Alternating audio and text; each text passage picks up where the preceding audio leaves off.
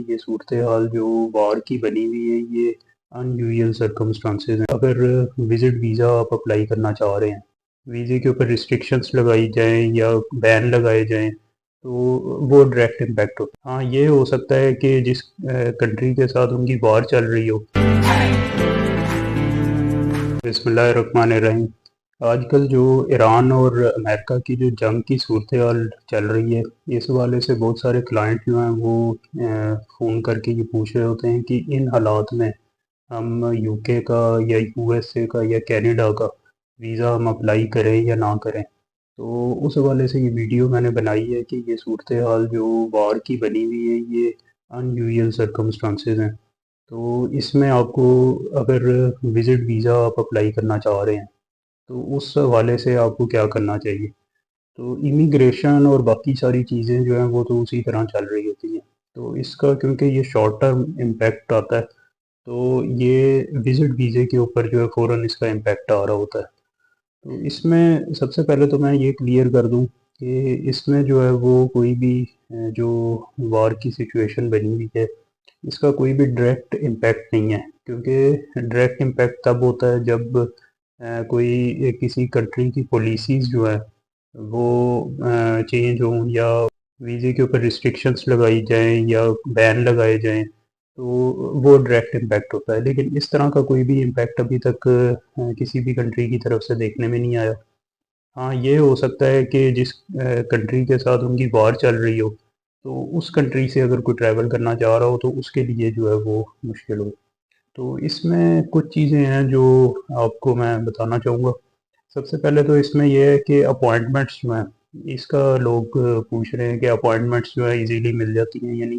तो इसमें अगर देखा जाए तो यूएससी की जो अपॉइंटमेंट है, ये तो पहले भी आपको लेट मिलती थी। अगर आप पाकिस्तान से अप्लाई करते हैं तो आपको लेट मिलती थी, अगर आप यूएई से अप्लाई करते हैं तो आपको जल्दी मिल जाती थी। तो इसमें अपॉइंटमेंट्स जहाँ से जल्दी मिलती थी उनमें हो सकता है थोड़ा डिले आया हो, या लेकिन उसमें लॉन्ग टर्म इम्पैक्ट नहीं है। वो अगर अपॉइंटमेंट्स कैंसिल हुई हैं तो उनको जो है जल्दी जो है वो नई अपॉइंटमेंट जो है वो मिल गई है। तो इसी तरह जो है वो शेंजन कंट्रीज़ हैं, इनकी अपॉइंटमेंट कैंसिल होने के केसेस जो हैं वो देखने में आए हैं। इन्होंने अपॉइंटमेंट्स कैंसिल की हैं, तो लेकिन ये है कि वो रीशेड्यूल हो जाती हैं और उसमें जो है वो न्यू जो अपॉइंटमेंट्स की डेट होती है, तो उसमें जाके आप अपना प्रोसेस मुकम्मल कर सकते हैं। उसके अलावा एक और चीज़ जो देखने में आई है, जो हमारे ओवरसीज़ पाकिस्तानीज़ हैं, ओवरसीज़ काफ़ी सारे क्लाइंट्स हैं जो जिनके लीगल मैटर्स मैं देख रहा होता हूँ और उनके वीज़ा इमिग्रेशन के मैटर्स देख रहे होते हैं। उनके अक्सर वीज़े हैं, जैसे यूके का वीज़ा अप्लाई किया है, तो जो बायोमेट्रिक वगैरह हो गई, उसके बाद उन्हें जो पासपोर्ट है वो कलेक्शन की ईमेल आई थी। अब तो वो ई वीज़े में कन्वर्ट हो गया, तो उसमें पासपोर्ट वगैरह कलेक्ट नहीं हो रहा। लेकिन जब तक पासपोर्ट कलेक्ट हो रहे थे, उसमें कुछ इस तरह के केसेस आए थे सऊदी अरब से, जैसे या यूएई से, जिन क्लाइंट्स का जो है वो वीज़ा अप्लाई किया था, तो उन्होंने वहाँ पे जो है अपना वीएसएफ ऑफिस में पासपोर्ट जो है वो सबमिट करवा दिया था। तो कुछ दिनों बाद उनको ईमेल आई थी कि वार की सिचुएशन है, उसकी वजह से आप अपना पासपोर्ट कलेक्ट कर लें, तो जो भी डिसीजन होगा हम आपको ईमेल कर देंगे। तो उसके बाद अगर हमें ज़रूरत हुई तो हम दोबारा से जो है वो पासपोर्ट जो है आपसे मंगवा लेंगे, आप दोबारा आके पासपोर्ट सबमिट कर दिए। तो इस तरह की ईमेल्स आई थी और उन्होंने अपने पासपोर्ट रिसीव भी किए थे, और जिनके वीज़े अप्रूव हुए तो उन्होंने दोबारा जो है वो जाके पासपोर्ट जो है सबमिट करवाया, और उसके बाद उसके ऊपर जो है स्टिकर वीज़ा मिला था। ये वो थे जिन्होंने पहले वीज़ा अप्लाई किया हुआ था।